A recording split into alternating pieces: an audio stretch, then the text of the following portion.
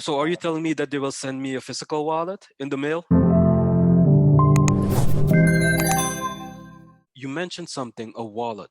So let's say you've bought your Bitcoin on a stock exchange or a Bitcoin, a crypto exchange, and or you're mining it and you got some crypto.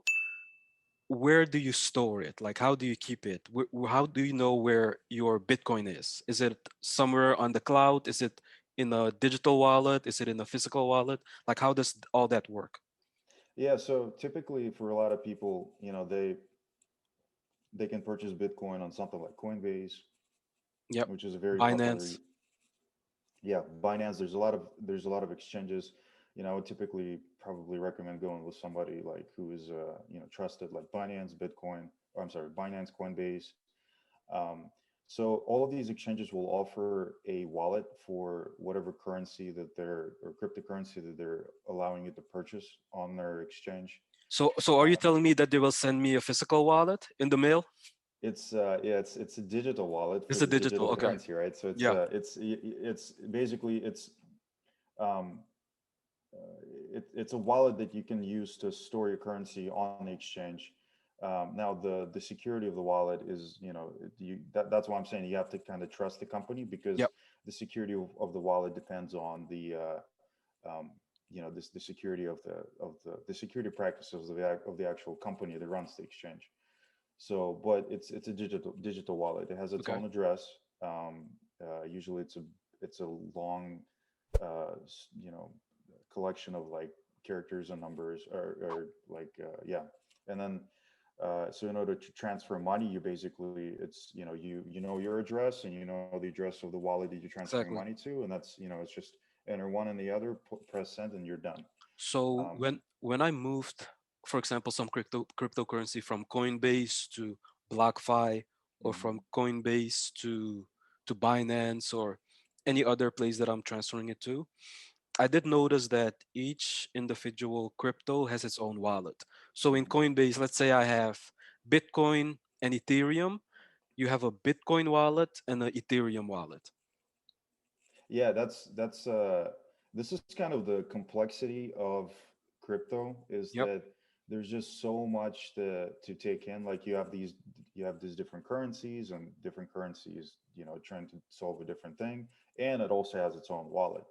And on top of that, if you happen to by mistake move for example, your Bitcoin to an Ethereum wallet, you will probably lose it forever.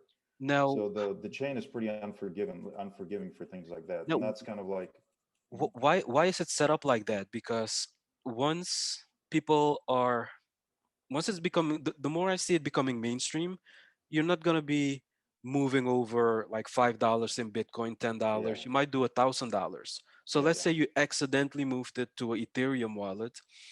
Why has the uh, pretty much like why has it been set up like that? Why not just block it or give an error message or tell you that, oh, we haven't been able to transfer your crypto because it's going to the wrong wallet? Why just lose all your crypto? That seems kind of harsh. Yeah, it's the problem is crypto is still like developing. It's still, pretty much in a pretty heavy development phase. Um, and it's just we went from basically having like two projects in the entire ecosystem, right? Bitcoin and Ethereum, to, thousands now. I think 4 or 5 thousand projects on the coin market cap. Yeah, when I And checked this, like over 4,000. yeah, so you're basically Crazy. like we went from two to that number, Yeah. and now we're talking about, okay, how do we just make a wallet that understands all of these different cryptocurrencies? So it's a pretty difficult challenge because every blockchain operates in a different way. So And are you so saying having one wallet for all those different cryptocurrencies? so so that can happen. If you kind of look at some of the coins that are available, right? You have Ethereum, and you also have a lot of coins that are based on the Ethereum blockchain. And so they're called I think it's ECR 20 tokens. Okay. Basically, that's anything that's based on the Ethereum chain. So those wallets are basically like you only need one to host all of these ECR20 tokens, or basically any cryptocurrencies based on Ethereum. Okay, so just one wallet, and if you hold like 10 or 20 tokens, that's all you need. Now you cannot move your Bitcoin into that, because again, Bitcoin is just a different type of blockchain. Exactly. So there are projects that are currently in the works that, this is kind of where DeFi comes in, right? DeFi is the new kind of like decentralized finance exchange, concept.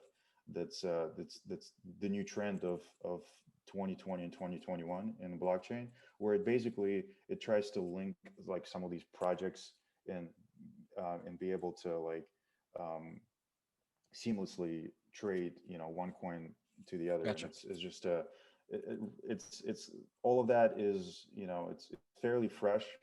And we're probably getting to the point where, we're at some point. And I agree with you, in order for this to go mainstream and for a lot of people to use that, you have to kind of eliminate some of these complexities, right? Like Got you're it. Yeah. saying. And some of them are just, it's yeah, I don't know the technical side of why you can't just say, hey, you know what, this is not a Bitcoin address, I can't send Bitcoin there. I don't know what the technical aspects of that, of like why that's not possible. But I think that's something that will probably be solving, or the ecosystem will be solving, probably in the next 2 years, where you're most likely going to end up with just one wallet containing all of this stuff. Okay. And I So think there's projects like Chainlink, which I believe like try to kind of like put it all of this ecosystem, kind of like try to combine it basically, and make it less complex to use. And so that's, okay. again, So I don't know how far we are from that, but yeah. there's definitely efforts to move to So that point. last time we were at the hookah bar, I remember you telling me about a physical wallet, like the Ledger, Nano, etc. Yeah. What's the difference between the digital and the physical? What are some of the benefits? And I know you have, I think, a Ledger, and I'm actually Mhm. looking at buying. I was talking to my brother. I've been thinking about buying the Ledger from Okay. Amazon, but pretty much what's the why would you want to have a physical wallet And yeah, so physical wallets are, or a hard they're wallet?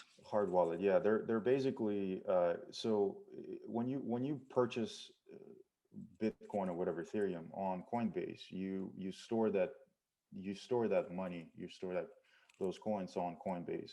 So like I said before, you're essentially relying on the security of Coinbase to make sure that your funds are safe. Now, if something were to happen, and it has happened before, where this is, back in the early days of crypto, I think it was like 2014 or something, where basically an exchange got hacked, and a lot of people lost money. um, you don't really, that's outside of your control. You're not going to be able to do much, right? You're kind of again, you're relying on the exchange to recover those funds.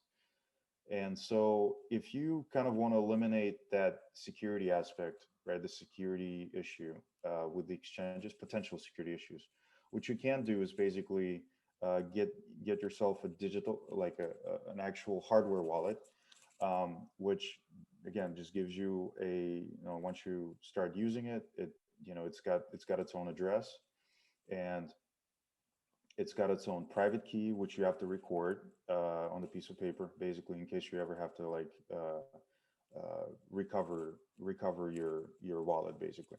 Um, and so you're going to store that in a safe place, and you have your wallet address. You just move funds from your Coinbase or whatever exchange to your wallet, and that wallet is now i- way more secure than it would be online, basically, in like an online exchange like Coinbase. But at the same time, the security of this wallet is now in your hands, right? So now Exactly. you have to maintain. So there's definitely some drawbacks to, um, you know uh, Having a physical, a hard wallet. yeah, Because because it's what happens if your house burns down, right? So you have exactly, to make sure you keep it in a safe place. Now, so that's another thing, is like, is it worth the hassle? Because for the most part, these exchanges like are Coinbase pretty are very secure. safe. Yeah, Because and I would say there's probably like a certain amount of holdings that you would have to have in crypto in order to consider uh, moving funds over to like a hardware wallet. and it entirely depends on your like how comfortable you are with Yeah, like because I was talking to my brother about the hard wallet, and they make it so small that it looks like a keychain. So yeah I'm like, okay, I'm not gonna walk around with the hard wallet in my pocket if I have, let's say I have 25K invested in Bitcoin, yeah and it spikes up to 100K. I'm not gonna be walking with a wallet with 100K in crypto in my pocket. So it's gonna have to be in a safe space. yeah, and that's the thing. There's people that do all kinds of crazy things, right? Yeah, People that bought Bitcoin in early days. A lot of them do keep their stuff on their Bitcoins on something like a ledger. And I mean, there's just like all kinds of different security schemes you can employ. Like people keeping their security phrases in three different places, like so that if one gets lost, you still have the other one stored somewhere else. I mean, you can get like a safety deposit box and like store your hardware wallet there. So it's there's a lot of complexity with something that sounds like a pretty novel idea. Like, yeah, I care about my funds, right? I want to keep them secure, and so I'll get like a hardware wallet and yep, just but again, it also gives you the freedom to do whatever you want with your funds.